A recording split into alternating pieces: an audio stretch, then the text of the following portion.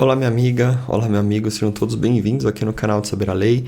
Meu nome é Gilberto Vassoli e nesse vídeo nós vamos tratar sobre as doenças degenerativas, principalmente apontando aí o melhor caminho para que o segurado que sofre com esse tipo de patologia de conseguir o seu benefício de aposentadoria por invalidez ou também de um auxílio-doença. Antes da gente começar esse vídeo, tratar especificamente sobre as doenças degenerativas, é fundamental a gente fazer um esclarecimento prévio, a gente já fez isso em outros vídeos, mas o nome, a denominação aposentadoria por invalidez, teoricamente não existe mais. Após a reforma da Previdência Social, da Emenda Constitucional 103 de 2019, o nome foi alterado, deixou de ser aposentadoria por invalidez e agora é benefício por incapacidade permanente, assim como também o auxílio-doença, que hoje, após a reforma da Previdência, passou a ser chamado de benefício por incapacidade temporária. O fato é que, em termos de direito, não houve nenhuma alteração para os segurados. Houve uma alteração apenas no nome. A reforma da Previdência, entre tantas mudanças que prejudicaram os trabalhadores, os segurados, resolveu por si modificar o nome desses dois importantes benefícios da Seguridade Social.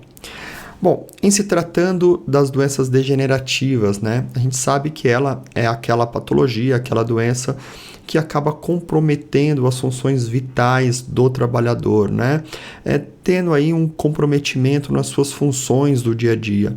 A gente tem aí vários exemplos de patologias que acabam gerando esse tipo de comprometimento de forma progressiva e pela qual não existe cura. Podemos citar, por exemplo, o Alzheimer, onde a pessoa acaba perdendo memória, perdendo uma capacidade cognitiva, perdendo as possibilidades de realizar tarefas simples do dia a dia, isso nos seus estados mais avançados. Mas o que é importante a gente destacar é que são doenças sempre progressivas e sem cura, pelo menos até o momento para a medicina. E acaba comprometendo muito a vida, principalmente a vida social dessas pessoas. É fundamental a gente discutir sobre o momento, o início que essa patologia inicia. Por exemplo, o Alzheimer, ela é uma doença sempre progressiva, então muitas vezes é nos pequenos lapsos de memória em que o paciente, em que o trabalhador acaba tomando consciência que está ali perdendo a sua capacidade de memória e por isso pode ser diagnosticado com uma dessas doenças degenerativas. O fato é que, mesmo nos estágios iniciais, ela acaba atrapalhando fortemente a vida, a capacidade de trabalho, a capacidade social. E por isso sempre surge a dúvida.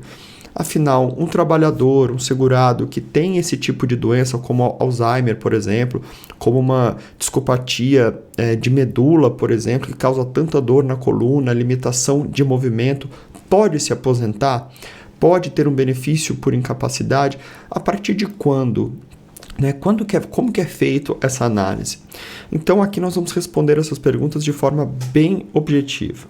A verdade é que a perícia para detectar se uma pessoa com doença degenerativa já tem condições de se aposentar por invalidez deveria fazer uma ampla avaliação na vida, no estágio da doença, ou seja, a natureza dessa patologia, dessa doença degenerativa, as possibilidades de tratamento, porque muitas vezes não existe cura, mas existe um tratamento. Lembrando sempre que em nenhuma hipótese o INSS pode exigir que esse segurado realize qualquer tipo de cirurgia, Não cabe à Previdência Social esse tipo de exigência, isso já foi falado também em outros vídeos. Deve ser analisado principalmente a incapacidade, o que esse segurado já não consegue mais fazer. Deve ser analisado o risco das profissões que ele exerce, das atividades que ele desenvolve. Por exemplo, uma pessoa que trabalha numa indústria ou que trabalha em qualquer ambiente que seja arriscado esquecer de algum detalhe ou não realizar algum outro detalhe. Então, todas essas questões devem ser avaliado, inclusive quando isso começou e como tem sido o progresso dessa doença. Obviamente que outras questões sociais também devem ser colocadas numa perícia, como, por exemplo, a idade, o prognóstico, as questões sociais, se essa pessoa trabalha em trabalhos braçais, por exemplo, ela pode estar colocando ela e outras pessoas em risco.